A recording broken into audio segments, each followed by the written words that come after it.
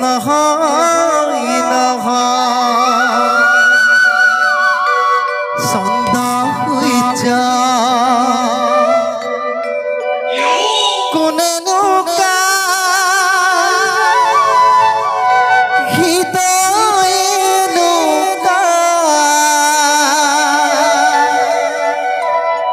মনুমতি প্রাণ জুড়ি রাখিবে জোড়া মই মোর মোর বলি কোনে বারু নারায়ণ নারায়ণ নারায়ণ কংস রাজরে জয় হোক আহোক দেবঋষি কংসৰ ৰাজ সন্তেশপুৰ আপোনাক স্বাগত নাৰায়ণ নাৰায়ণ কংসৰাজ দেবঋষি সংবাদ পালো বোলে বসুদেৱৰ প্ৰথম সন্তানক আপুনি মুক্ত কৰি দিলে সঁচা দেবঋষি নাৰায়ণ নাৰায়ণ কংসৰাজ ভাবিছিলো আপুনি বিজ্ঞ বুলি ৰাজনীতি কূটনীতিত সুপণ্ডিত কিন্তু কংসৰাজ ৰাজনীতি কূটনীতি আপুনি কিন্তু একোৱেই নাজানে দেবঋষি দৈব বাণীয়ে ক'লে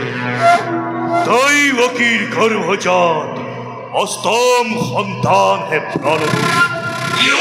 সেয়েহে প্ৰথম সন্তানৰ মোৰ প্ৰায় অৱশ্যক নাৰায়ণ নাৰায়ণ কংসৰাজ এই অষ্টম সন্তানেই কিন্তু মহাৰহস্যবিদ হয় কংসৰাজ এই অষ্টম সন্তানেই মহাৰহস্যবিদ অষ্টম সন্তানৰ কি ৰহস্য থাকিব পাৰে প্ৰথম দ্বিতীয় তৃতীয় কৰি পোৱা অষ্টমেই নহয় জানো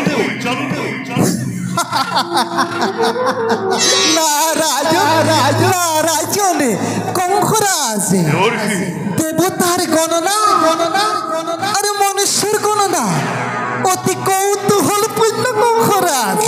অতি কৌতূহলপূর্ণ হয় কংসরাজ দেবতার গণনা আর মনুষ্যর গণনা অতি কৌতূহলপূর্ণ কংসরাজ চাওকি পচপপিয়া গণনা করো এয়া চাও প্রথম দ্বিতীয় তৃতীয় চতুর্থ পঞ্চম ষষ্ঠ সপ্তম আর এয়া চাও মহারাজ প্রথম আকৌ যদি মনুষ্যর গণনা মতে আমি গণনা করে চাও এয়া চাও কংসরাজ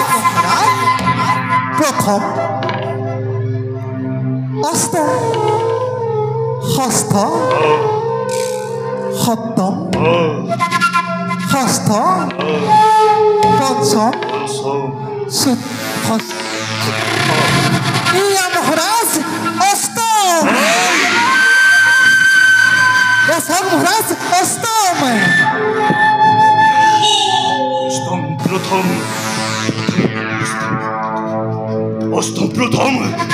প্রথমে অষ্টম এটিও হে বুঝিল দেবঋষি নারায়ণ কংসরাজ তোমার পিতা উগ্রসেন আর গোকুলের সকলে বর্তমান যদুবংশে জন্মগ্রহণ করেছে হরিয়ে কিন্তু ইয়ার স্বয়ং নেতা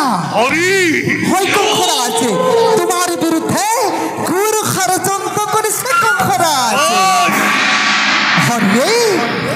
হরিয়ে বহুদেবের পুত্রের জন্মদান করে তোমাকে কিন্তু বধ করব কংসরাজ